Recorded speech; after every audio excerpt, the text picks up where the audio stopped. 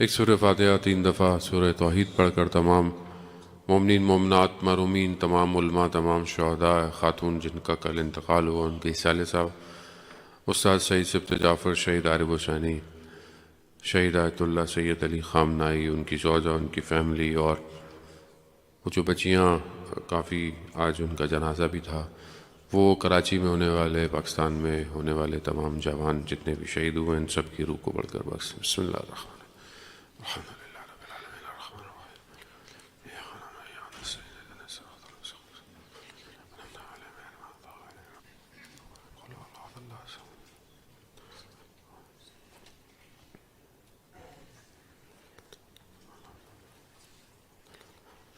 امام زمانہ کی سلامتی کے لیے بلند تر صلوات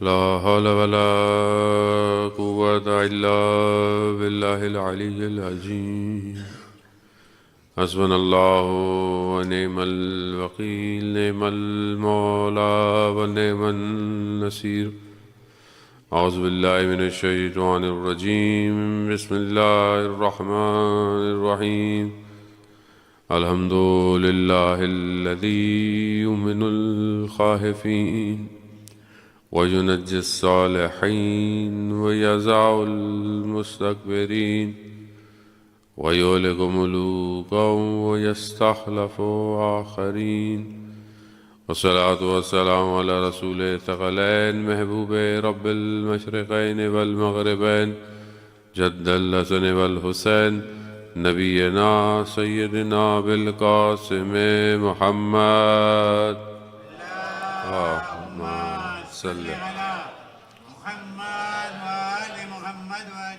وعلى آله الطيبين الطاهرين المعصومين لا سيما بقية الله في الأرضين روحي وأرواحنا لتراب مقدمه الفداء ولعنة الله على أعدائهم أجمعين بسم الله الرحمن الرحيم رب اشرح لي صدري ويسر لي أمري واحلل عقدة من لساني يفقهوا قولي أما بعد فقد قال الله سبحانه وتعالى في كتاب الحكيم والقرآن المجيد وما خلقت الجن والانس الا ليعبدون صلوات بھیج دیں محمد اللهم صل على محمد وآل محمد وسلم. اذان محترم ماہ مبارک رمضان کی ایک اور رات اور دنیا کے بدلتے ہوئے یہ حالات انسان کے ذہن میں بہت سارے سوالات کو جنم دیتے ہیں. انسان اپنی ظرفیت اور اپنی معرفت کے ساتھ ہی دنیا کے ان حالات کو دیکھتا ہے. جتنی اس کی معرفت ہوتی ہے اتنی اسے سمجھ میں آتی ہے اور ہر آدمی مختلف طریقے کی چیزیں حتیٰ بہت سارے لوگ اتنے مایوس نظر آتے ہیں کہ وہ دین سے بھی دور ہونے کا ڈر نظر آتا ہے. بہت سارے لوگ ایسی باتیں بھی کرتے ہیں کہ خدا کہاں ہے, خدا ان ساری چیزوں کو نہیں دیکھ رہا. اب یہ دنیا کا فطرت ہے, دنیا کا نظام ایسے ہی ہے کہ جب آپ کسی بلندی پہ چڑھنا چاہیں تو راستے میں رکاوٹیں آتی ہیں اور آپ چڑھ ہی نہیں سکتے بلندی پہ جب تک آپ ان آبسٹیکل سے ان رکاوٹوں کو طے نہ کریں. اور جب انسان کو اللہ نے خلق ہی کمال کے لیے کیا ہو تو کمال پہ جانا آسان نہیں ہے. کل آپ کی خدمت میں نے عرض کیا کہ اللہ نے انبیاء کو بھیجا.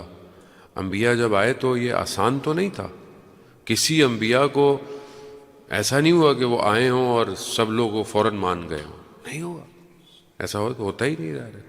انسان آہستہ آہستہ سیکھ رہا تھا, اس کی عقل سلولی جو ہے وہ کمپلیٹ ہو رہی تھی. تو اللہ نے بھی آہستہ آہستہ تبلیغات, ایک نبی کو بولا یہ کرے, آہستہ کرے آہستہ.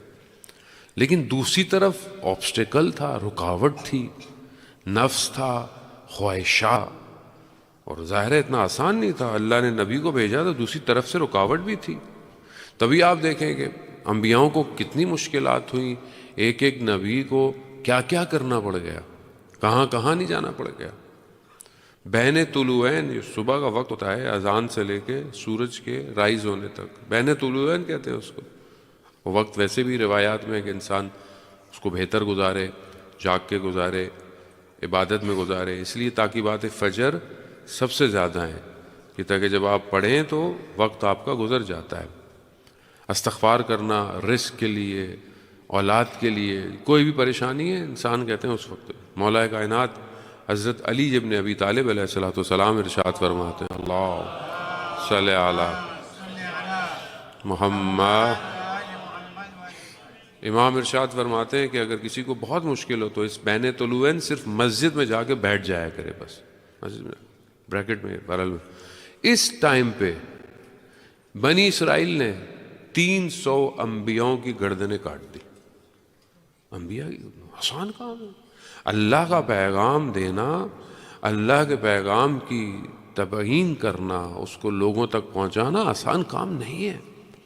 سب سے آسان کام ہے آرام سے بیٹھ جاؤ، کسی سے کوئی کام نہیں ہے، جو دنیا کر رہی ہے کرنے دو، ہمیں اس سے کیا، ہو رہا ہونے دو، بس ہم اپنا کام کریں، جو ہمیں اچھا لگتا ہے وہ حصہ دین کا ہمیں دے دو۔ نماز اچھی لگتی ہے نماز پڑھ لے، قرآن اچھا لگتا ہے قرآن، روزہ رکھ لیا، سب کر لیا، مسجد سن لی، گھر چلے جاؤ، بس کچھ خود نہیں کرنا پڑے۔ ہر کسی کا اپنا اپنا ایک وہ ہے کہ کوئی اتنا کر لیتا ہے، کوئی اتنا کر لیتا ہے، لیکن دین کو پھیلانا، دین کو لوگوں تک پہنچانا، لوگوں کو یہ دیکھیں، کوئی اگر آدمی کو اگر خدا کی طرف لایا جائے تو یہ صرف دنیا کے لیے کام نہیں ہے۔ اگر ایک شخص اللہ کی طرف من الظلمات الی النور آ جاتا ہے تو نہ صرف دنیا بلکہ وہ پوری اس کی آخرت کی زندگی سنور جاتی ہے۔ ایک آدمی اگر صحیح ہو جائے تو وہ اپنی کتنی جنریشن کو صحیح کر دیتا ہے، کتنی نسلوں کو صحیح کر دیتا ہے۔ جو حدیث میں ہے کہ جب کوئی نماز پڑھتا ہے تو شیطان کا ناک زمین پہ رگڑا جاتا ہے، کہتا ساری رات میں نے اس کو بہکایا، وسوسے کیے، مگر یہ پھر صبح اٹھ کے نماز پڑھ رہا ہے۔ اب یہ ایک کام ہے، یہ صرف ظاہری کام نہیں ہے، یہ آسان کام نہیں ہے۔ ہم بہت سی چیزیں، ہمیں دین بہت آرام سے مل گیا، سستے میں مل گیا، ہمیں کوئی محنت نہیں کی ہے، ہم نے اتنی اسٹرگل نہیں اٹھائی ہے جتنی پہلے زمانے میں۔ جو ہم ایک طالب علم ہوتے ہوئے بھی ہم نے اتنی محنت نہیں کی جتنے پرانے علماء نے محنت کی ہے۔ علماء نے، آج لوگ علماء پہ بڑی باتیں کرتے ہیں، تو دین اتنے آرام سے پہنچا ہے ہمارے پاس، کتنی لوگوں نے محنت کی ہے۔ 40 سال لگے جو ہے وہ آپ دیکھیں کہ علامہ امینی کو ایک کتاب لکھنے میں، غدیر کتاب لکھنے میں 40 ایئرس لگے ان کو، مولا کائنات کی فضائل مناقب کو جمع کرنا۔ تو تبلیغ آسان کام نہیں ہے، رکاوٹ ہوگی، مشکلات آئیں گی، مگر کیونکہ آپ بڑھ اس طرف رہیں کہ جو کامیابی ہے، آپ اس طرف بڑھیں جس کے لیے آپ کو خلق کیا گیا ہے۔ تو آپ اللہ کی بندگی کے لیے خلق کیے گئے، جب آپ اللہ کی بندگی خلق کیے گئے تو اب آپ دنیا آپ کے لیے میٹر نہیں ہونی چاہیے۔ حضرت ابراہیم کو آگ اتنی بڑی تھی کہ دور سے ان کو اس میں جھونکا گیا، قریب سے قریب اتنی زیادہ آگ تھی۔ اگر آپ حضرت ابراہیم کو دیکھیں کہ جب حضرت جبرائیل آئے، کہا میں کوئی آپ کی مدد کروں، کہا نہیں، وہ خدا، حالانکہ حضرت جبرائیل بھی خدا ہی کے بندے تھے، لیکن کہا کہ نہیں، وہ دیکھ رہا ہے۔ تو یہ جب آپ دین کی طرف آتے ہیں عزیزان محترم، مشکلات آتی ہیں۔ یہ جو حادثہ بہرحال رونما ہوا ہے، اور لوگ کہہ رہے ہیں کہ بہرحال رہبر جو ہے وہ دوسرے شہر چلے جاتے، انڈر گراؤنڈ چلے جاتے، فلانے چلے جاتے، ایسا نہیں ہے۔ علی والے بھاگتے نہیں ہیں، بھگاتے ہیں۔ علی والے نہیں ڈرتے کہ لے کے، لیکن ایسا نہیں ہے کہ انسان جان بوجھ کے اپنے آپ کو، ان کو پتا تھا بہرحال جب پوری عوام روڈوں پر ہے، پوری عوام گھروں کے باہر ہے، میں کیوں نیچے جاؤں، میں کیوں پیچھے جاؤں، اور یہی وجہ تھی۔ اور جس آدمی اپنی پوری زندگی ایسی گزارے کہ جس میں اس کی تمنا یہی ہو اللہم ارزقنا شہادہ، 1400 سال گزرنے کے بعد بھی اگر کوئی امام حسین کے راستے پہ مر جائے تو اور کیا چاہیے انسان۔ زندگی کی طلب یہی تھی، زندگی کی خواہش یہی تھی کہ سب چلے گئے ہم رہ گئے، اور یہ ہمیشہ وہ یہی کہتے تھے کہ ایسی زندگی کا ہم کیا کریں گے۔ لیکن دوسری طرف دوسروں کی ذمہ داری بڑھ جاتی ہے۔ ایسا نہیں ہے کہ ہماری کندھوں سے ذمہ داری ہٹ گئی، نہیں، ہماری ذمہ داری باقی ہے، ہمیں اپنا کام کرنا ہے۔ اور جب دنیا میں کچھ بہت بڑا ہونا ہو تو بہت بڑے کو قربانی دینی پڑتی ہے. خون اس سید کا روئے زمین پر گر تو گیا مگر پوری زمین کو ہلا گیا ہے، اور یہ ہلائے گا، اور یہ ابھی بہت ہلائے گا. خود فرماتے تھے کہ جنگیں وسائل سے نہیں لڑی جاتی، ارادے اور شجاعت سے لڑی جاتی ہیں. تو ارادہ اور شجاعت چاہیے، خوف باہر نکالنا ہے. مجھے اپنا خوف ہے، آپ کو اپنا خوف. ہر بندہ اگر اپنے خوف میں ہو تھوڑی کچھ کر سکتا ہے. اسی لیے ان الحسین مصباح الخدا و سفینۃ النجات. ہر دور میں اگر نجات چاہیے، اگر ہدایت چاہیے تو صرف حسین ہے. جب انسان امام حسین علیہ السلام کی طرف دیکھتا ہے، جب کربلا کی طرف دیکھتا ہے، بس جان محترم پھر انسان کے ساری چیزیں ختم ہو جاتی ہیں. جب سید و سردار نہ رہے تو پھر ہماری کیا اوقات ہے. بہرحال انسان مایوسی سے باہر آئے، اور جو لوگ بہرحال تھوڑے سے ڈپریشن میں ہیں، اور یقیناً ایک صدمہ ہے، ایک کنیکشن ہے، ایک رابطہ ہے، ایک کیفیت ہے کہ انسان کی ہے، وہ ہو. اس لیے بہرحال البتہ کل ولادت بھی ہے، اور اہل بیت کی خوشیوں میں خوش رہنا، اہل بیت کے غم میں غم رہنا ضروری ہے. لیکن بہرحال حالات کو مد نظر رکھتے ہوئے آنے والی ساری چیزوں کو انسان اسی حساب سے کرے کہ بہرحال بہت سارے گھروں میں غم کی فضا بھی ہے، جنازے بھی اٹھ گئے ہیں، لیکن اہل بیت کی خوشی کو اسی طریقے سے منائے کہ اہل بیت بھی خوش ہوں اور دوسرے لوگ بھی اس میں شامل ہو سکیں. ہو سکتا ہے ہم اس طرح نہیں ہیں بہت ساری چیزوں میں کہ ہمارے اوپر نہیں ہے ظالم. تو میں نے پہلے بھی عرض کیا، بار بار عرض کروں گا، ہمیں آسان نہیں ہے. آج وہ 156 جنازے دفنائے گئے. آج بعض وہ مائیں اپنے ہاتھوں میں اپنے بچوں کے اسکول کی کتابیں جس پہ انہوں نے اپنے ہاتھوں سے کچھ ہوم ورک کیے ہوئے تھے، یہ آسان نہیں ہے. یہ کربلا آسان نہیں ہے. لیکن اگر نہ کٹے ہوتے گلے وہاں آل رسول کے تو شاید آج ہمارے لیے بڑا سخت ہو جاتا. یہی تو ایک صبر ہے کہ یہ اللہ تیری راہ میں مارے گئے. جب تیری راہ میں مارے گئے تو یہ سب علی اصغر پہ قربان جائے. علی اصغر پہ ساری زندگی ہم علی اصغر پہ روتے رہیں تو ہماری اولاد بھی جناب علی اصغر پہ چلی جائے. آسان نہیں ہے، موقع آسان نہیں، لیکن راستہ یہی ہے اور کامیابی بھی یہی ہے. بہرحال انسان کامیاب ہوگا. اللہ تعالیٰ قرآن میں کہتا ہے میں اپنے وعدے سے پیچھے نہیں ہٹتا. جب خدا کا وعدہ ہے تو ہے. بس ہم چیک ہو رہے ہیں، ہماری آزمائش ہے، ہمیں دیکھا جا رہا ہے ہم کس حالت میں ہیں. وہ آئے گا جو غیبت کے پردے میں ہے، وہ آئے گا جو انتظار کر رہا ہے. ذہن محترم اسی کا کام ہے.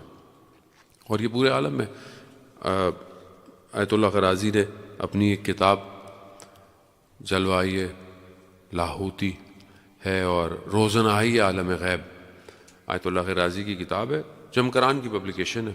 اس کا اردو میں بھی ٹرانسلیشن ابھی ہوا ہے تازہ. اس کے اندر انہوں نے ایک واقعہ بیان کیا ہے کہ فرسٹ ورلڈ وار میں جب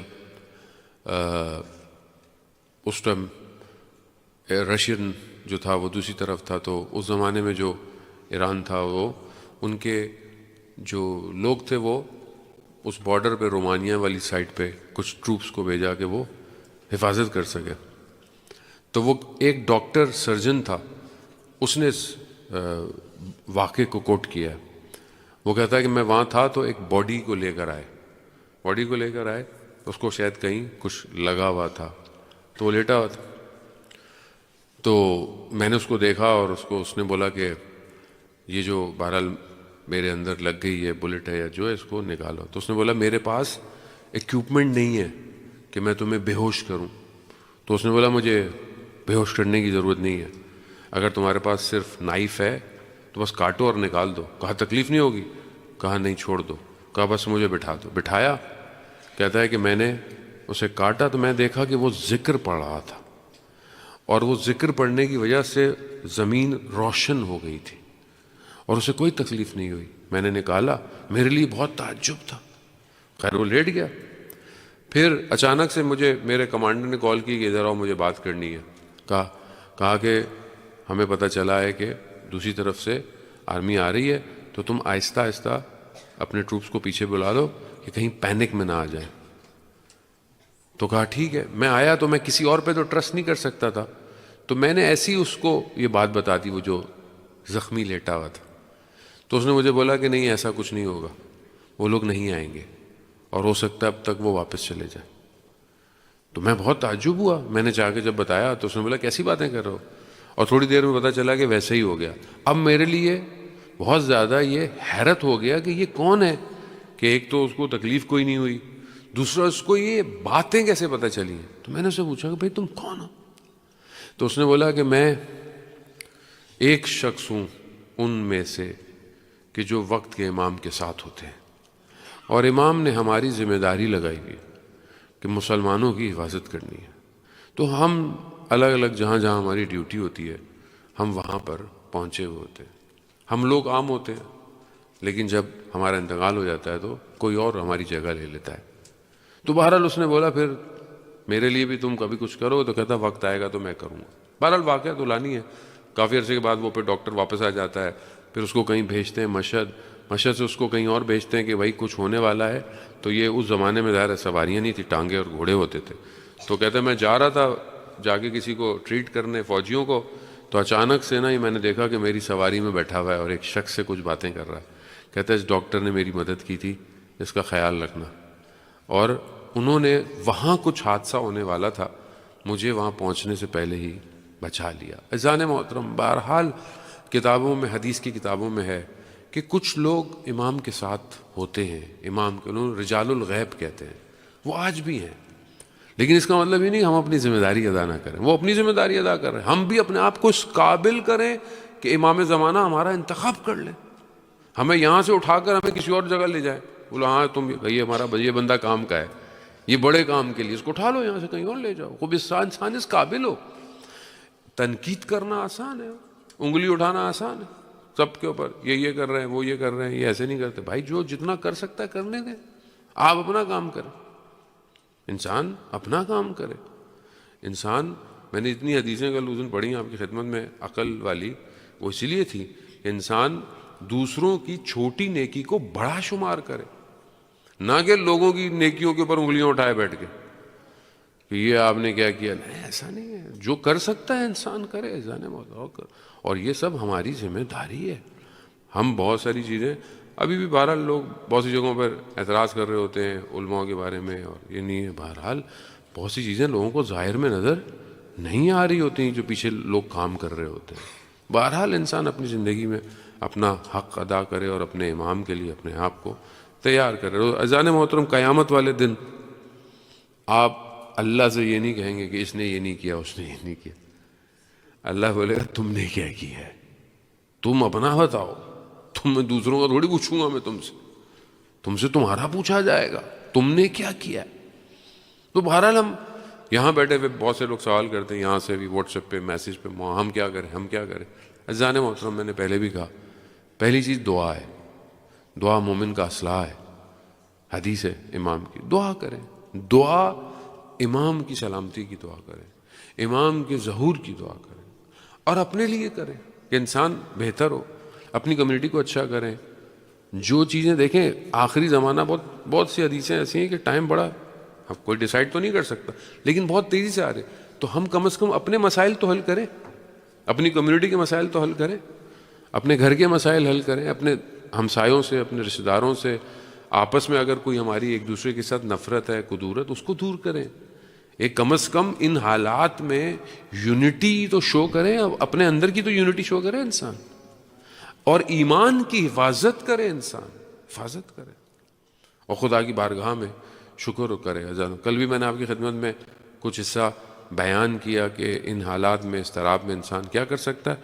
اس سے پہلے بہرحال ایک آپ کو ریکویسٹ کرنی تھی کہ یہاں پر جو ہے وہ سیٹرڈے کو ڈاکٹر صاحب ہیں, انہوں نے مجھے بہرحال میسیج بھی بھجوایا ہے عباس کے ذریعے سے, وائس پریزیڈنٹ کے ذریعے سے, کہ جو ہے وہ آپ لوگوں کو یہ پہنچا دیں، خاص طور پہ جو کینسر کے شاید پیشنٹس ہیں ان اس کے لیے، لیکن یہ نہیں کہ جو پیشنٹس ہیں سیٹرڈے کو میرے خیال میں 5:30 بجے سے لے کر 6:30 بجے سیٹرڈے کو یہاں پہ ہفتے کو یہاں پہ ڈاکٹر کا ایک سیمینار ہے، ڈاکٹر آپ کو ڈیٹیل بتائیں گے، بہت ساری ایسی بیماریاں ہیں تاکہ آپ کو پتہ ہو کہ کون سی چیزوں کی وجہ سے انسان مریض ہو سکتا ہے، پھر آپ کے کوشچن آنسر سیشنز ہوں گے، آپ ان سے سوال کر سکتے ہیں۔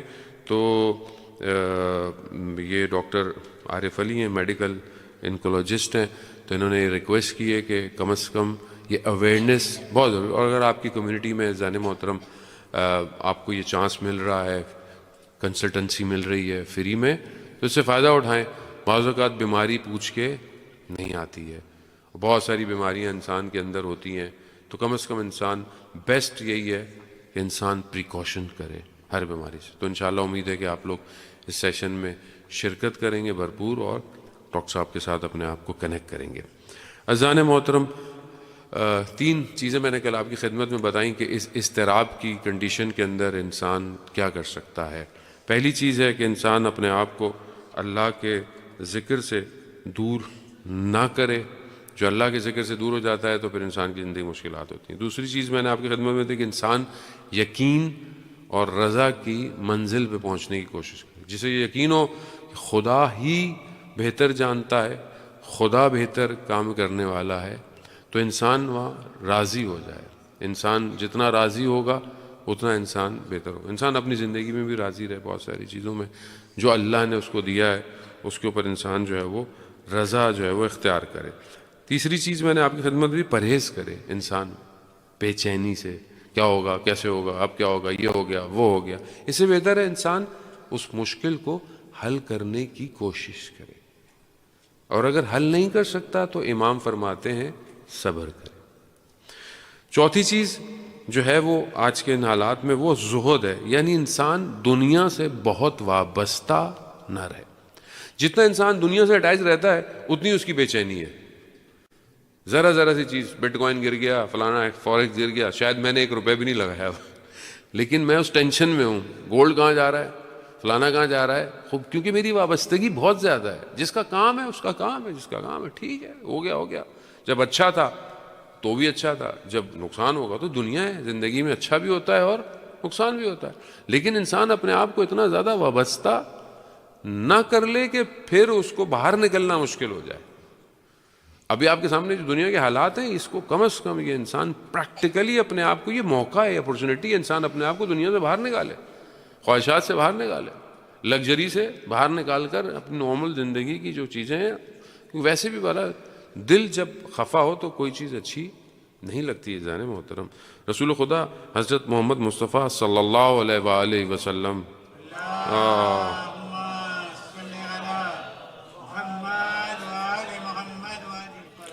فرماتے ہیں کہ الرغبۃ فی الدنیا تکسر الہم والحزن، فرماتے ہیں کہ دنیا میں رغبت ہونا، دنیا کی طرف اٹیچمنٹ ہونا، غم کو اور حزن کو بڑھا دیتی ہے، اور زہد ہونا یعنی اٹیچ نہ ہونا دنیا سے، وہ دل کو بھی اور بدن کو بھی سکون دیتا ہے۔ ابھی انسان کو جس چیز سے اٹیچمنٹ ہو، ذرا سی بھی چیز سے، بچوں کو اٹیچمنٹ ہوتی ہے کھیل سے، کھلونوں سے، گیجٹ سے، ابھی اوپر نیچے کچھ ہو جاتا ہے تو بچہ پریشان ہو جاتا ہے کہ کہاں ہے۔ ہر بچے کی اپنی کوشش ہے، اسی طرح ہماری بھی، ہر آدمی کی کسی نہ کسی چیز سے اٹیچ، جتنا اٹیچ ہوں گے اتنا زیادہ غم زدہ ہوں گے۔ میں نے سفر کرنا تھا، میں نے یہاں جانا ہے، میں نے وہاں جانا ہے، میں نے فلانا جانا ہے، ابھی حالات بند ہو گئے ہیں تو ابھی کیا ہے، وہ انسان اٹیچمنٹ چھوڑ دے، انسان سفر۔ 5ویں چیز قناعت ہے، یعنی جو اللہ نے دیا ہے اس پر شکر، یعنی کہ کوشش نہیں کرے، کوشش کرے، اسٹرگل کرے، لیکن جو ہے اس پر انسان صبر کرے۔ قناعت جو ہے وہ، یہ امام صادق علیہ الصلوۃ والسلام ارشاد فرماتے ہیں،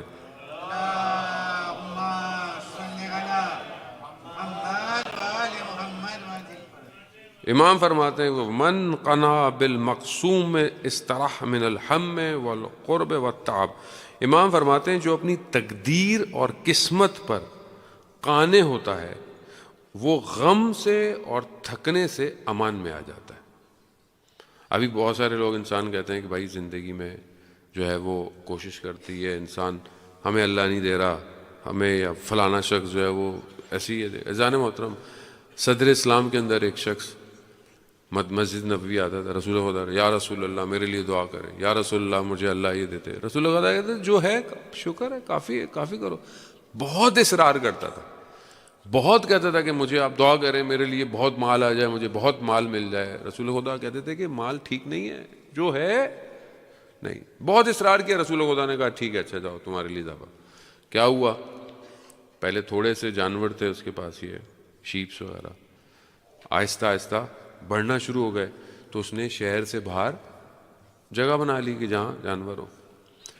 پھر معاملہ اور بڑھنا شروع ہو گیا، پہلے ہر نماز میں آتا تھا، اب جب معاملہ بڑھ گیا، حساب کتاب بڑھ گیا، تو پھر ایک نماز میں آنے لگا۔ آہستہ آہستہ اور بڑھ گیا، تو ایک کے بجائے ہفتے میں ایک دن آتا تھا۔ پھر جب اور بڑھ گیا تو پھر کبھی کبھی نظر آتا۔ رسول خدا کو پتہ چلا کہ بھائی بڑا مال ہو گیا ہے، بڑی ساری چیزیں ہو گئی ہیں، تو رسول خدا نے بولا کہ بھائی جاؤ اب اس سے زکوٰۃ لے کر آؤ، تو یہ ایلیجیبل ہو گیا۔ اب جب اس کے بعد بھیجا تو اس نے دینے سے کہ میں نے اتنی محنت کی، میں نے یہ کی، میں نے وہ کی، یہ کی۔ پھر رسول خدا نے جو ہے نا ایسی اس کے لیے کہا کہ واپس سڑک پہ آ گیا، سب ختم ہو گیا۔ جب سب ختم ہو گیا پھر روز نماز میں آتا تھا، ہر نماز میں آتا تھا۔ تو رسول خدا نے بولا کہ یہ بہتر ہے یا وہ بہتر؟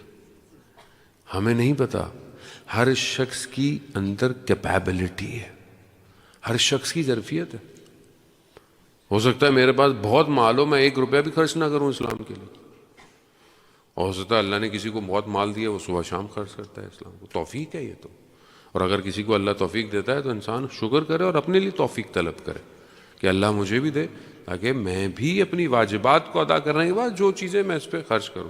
تو قناعت کرنا بہت ضروری ہے۔ استعاذہ، چھٹی چیز جو ہے وہ استعاذہ۔ استعاذہ کے معنی ہے یعنی انسان اللہ کی پناہ کو حاصل کر، کہے کہ پروردگار میں تیری پناہ چاہتا ہوں، تو بچا مجھے۔ یعنی ہر حالت میں، ہر کنڈیشن میں، چاہے انسان خدا نہ خواستہ کوئی گناہ کی طرف بڑھ رہا ہو، اکیلا ہو، وسوسے ہوں، عبادت ٹھیک نہیں، کچھ بھی کرے، ہر وقت اپنے آپ کو ان حالات میں کہ پروردگار تو اپنی پناہ۔ ایسا نہ ہو کہ میں کوئی ایسا کام کروں کہ مجھے امام کی آواز نہ آئے۔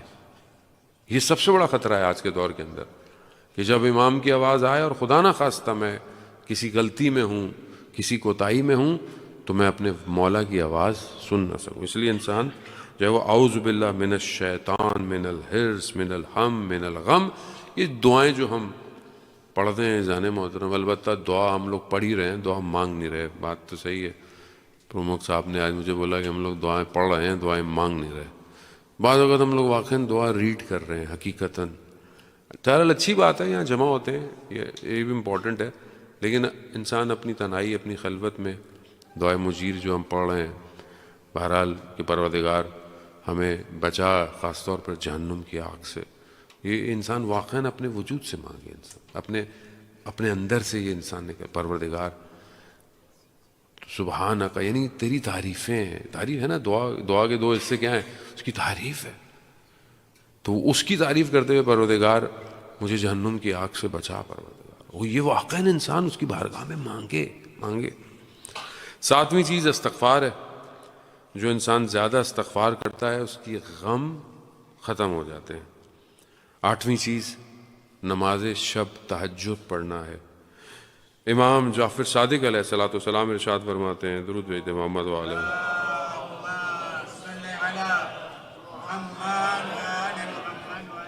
اجان محترم، ویسے بھی آپ جانتے ہیں حدیث میں بھی ہے، روایات میں بھی، علماء بھی فرماتے ہیں دنیا چاہیے نماز شب پڑھے، دین چاہیے نماز شب پڑھے، آخرت چاہیے نماز شب پڑھے۔ اب امام کی آپ کو میں امام کی حدیث آپ کی خدمت میں، امام فرماتے ہیں صلاۃ اللیل تو حسن الوجہ، جو نماز شب پڑھتا ہے اللہ اس کے چہرے کو خوبصورت کرتا ہے۔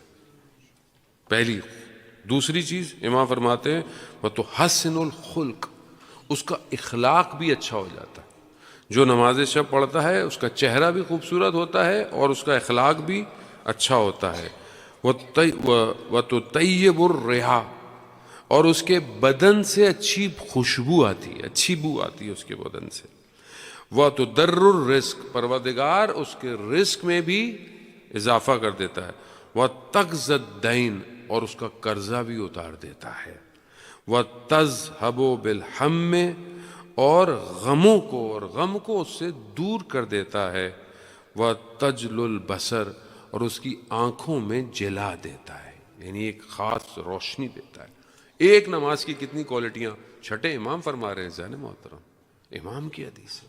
خوب انسان واقعاً چاہتا ہے اس کا اخلاق اچھا ہو، اس کا چہرہ بہتر ہو، اس کے رزق میں اضافہ ہو، اس کے قرضے دور ہو جائیں، اس کے غم ختم ہو جائیں.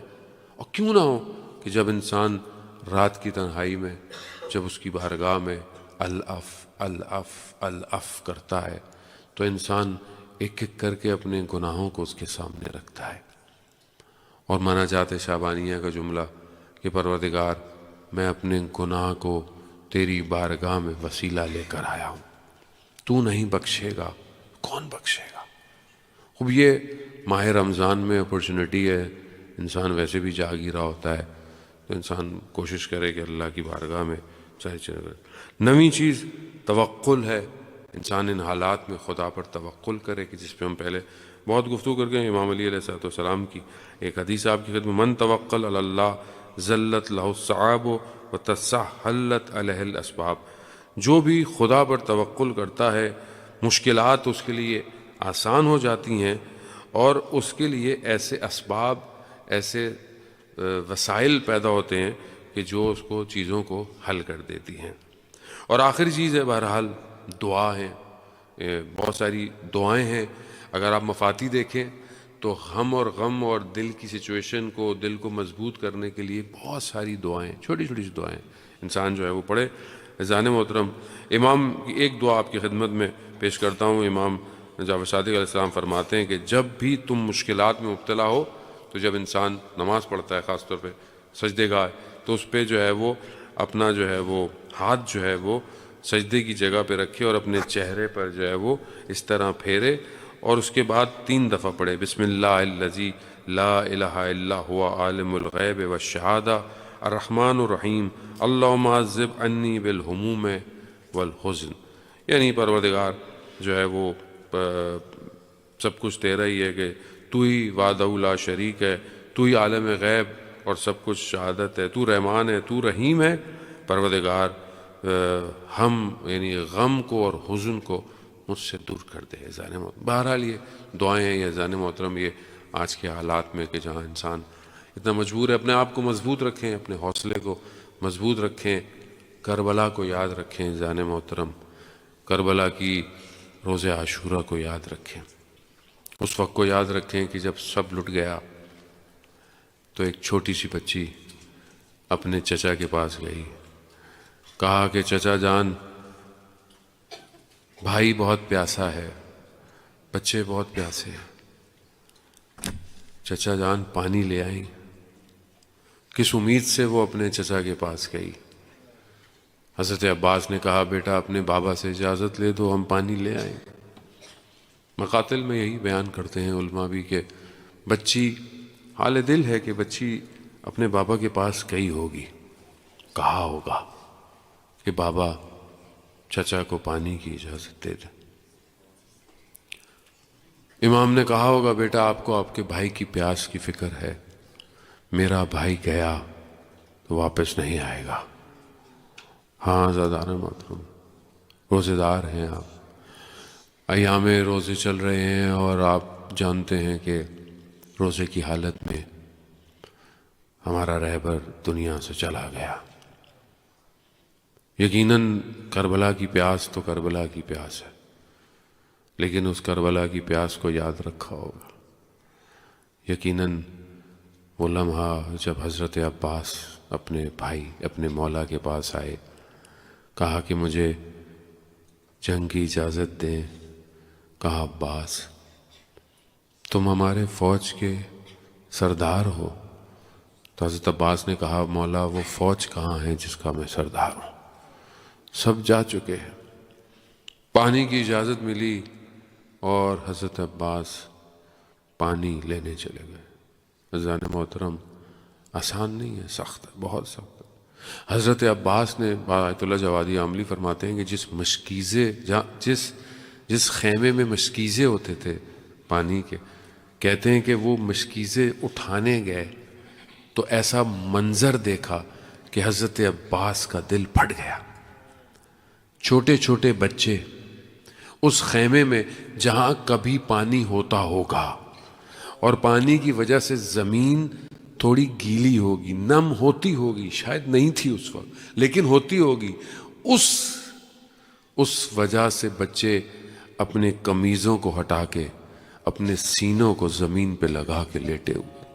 عزیزان محترم، ہم نہیں درک کر سکتے اس مشکل وقت کو۔ ابھی یہ اتنی بچیاں، آج ان کے جنازے، آج ان کی مائیں ان کفنوں سے لپٹ کے رو رہی تھی۔ نہیں، اگر واقعاً کربلا کے بچے نہ ہوتے تو شاید ہم مر چکے ہوتے۔ ہمارا تو جو دنیا سے جاتا ہے ہم کربلا کربلا کہہ کر صبر کر جاتے۔ ہاں عزاداران محترم، کس طرح حضرت عباس خیمے کو لے کر کے ان پیاسے بچوں کے لیے پانی لے آؤں، اور پانی تک پہنچ گئے۔ ہاتھ میں پانی اٹھایا تو یہی 21 رمضان جو آنے والا ہے نا، بابا کی وصیت یاد آ گئی، عباس پانی تک پہنچ جاؤ گے مگر یاد رکھنا حسین پیاسا ہوگا۔ پانی کو پانی پہ مار دیا، مشکیزہ بھرا، اور یہ بنی ہاشم کا چراغ، یہ ام البنین کا سرمایہ خیموں کی طرف مشکیزے کو لے کر جا رہا ہے۔